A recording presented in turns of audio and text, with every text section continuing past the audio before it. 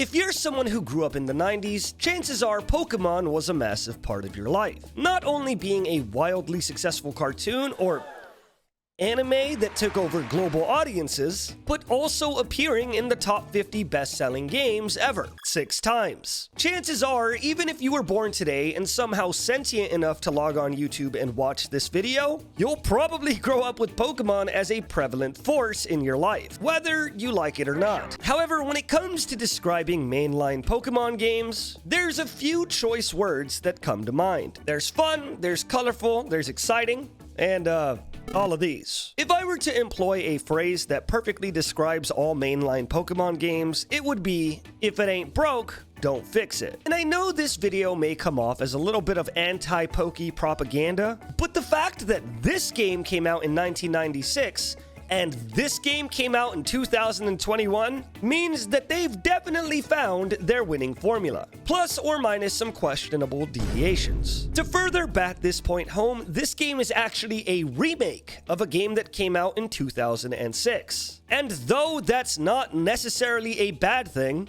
it's definitely become more and more apparent that Pokemon games are very similar in nature with a few quality of life updates sprinkled in. Which is why Pokemon Legends Arceus is one of the most exciting games to come out in the last decade. I'll explain. Having a winning formula in most cases is not a bad thing. It is the inability to deviate from said formula, which is a pretty common thing in a lot of publishers. As seen in Dynasty Warriors 46, or New Super Mario Bros., New Super Mario Bros. 2, New Super Mario Bros. Wii, New Super Mario Bros. Wii U, and New Super Mario Bros. U Deluxe. Maintaining a winning formula isn't a bad thing on its own. I mean, I can eat Cheerios for breakfast every day for the rest of my life, but it comes to a point where games are so similar to their predecessors that it doesn't even feel like you're playing a new game in the first place. I'm looking at you, Call of Duty. And though Pokemon has the padding of new regions, new Pokemon, new mechanics, and new iterations of old Pokemon, it has unfortunately become very apparent that as the years go on, their games are becoming very formulaic, and in some occasions, less polished, with Sword and Shield being one of the biggest offenders in this case. Offering the brand new, absolutely mind-boggling wild area where you could see the Pokemon in real life,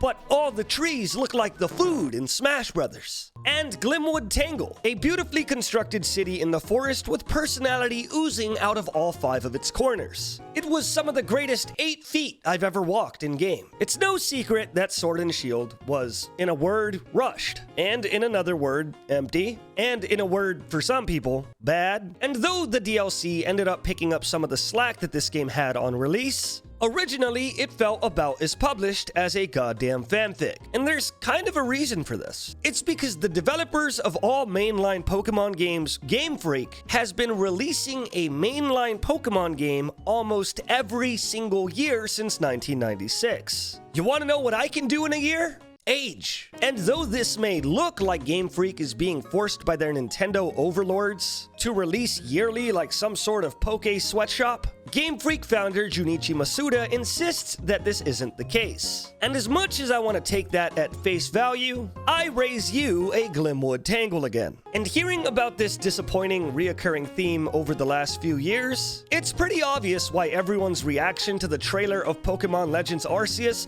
was the equivalent of winning the lottery and having someone break into your house at the same time. Excited, but pretty worried. And honestly, for the majority of the build-up to this game, I feel like it's been a somewhat unhealthy mix of anxiety and hope. Anxiety because, as the record shows, it may come out an unpublished mess that, in this instance, couldn't be carried by the same formula that has been carrying it for 26 years. But hopeful because this is the first mainline Pokemon game that is actually attempting to break the mold that garnered Pokemon its audience in the first place. We're wishing for a God of War, but we're halfway expecting a Bubsy 3D. Which is why this game is so important, because modernizing Pokemon is something that fans have practically been begging for since Colosseum. However, whether it was due to the limited nature of mobile consoles, or just a fear of breaking their winning formula, Pokemon has refused to break out of the mold they've had since 1996. And though one can argue that that is a good thing, becoming a game of comfort that we look forward to every single year, I do wish to see Pokemon attempt to realize its full potential. My brothers and I grew up with Pokemon as children. My brother's daughter is growing up with Pokemon right now. Hell, my biggest imprint on the internet is a meme that is based around Pokemon. And though I'm not the most diehard fan,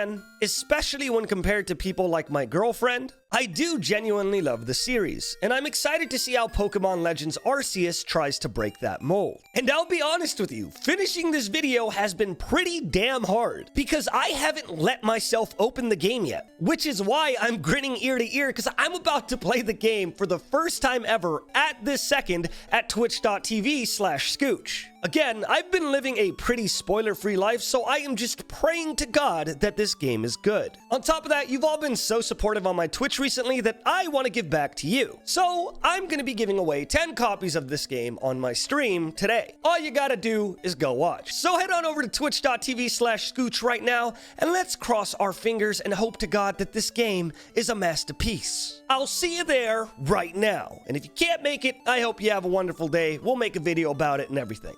Adios.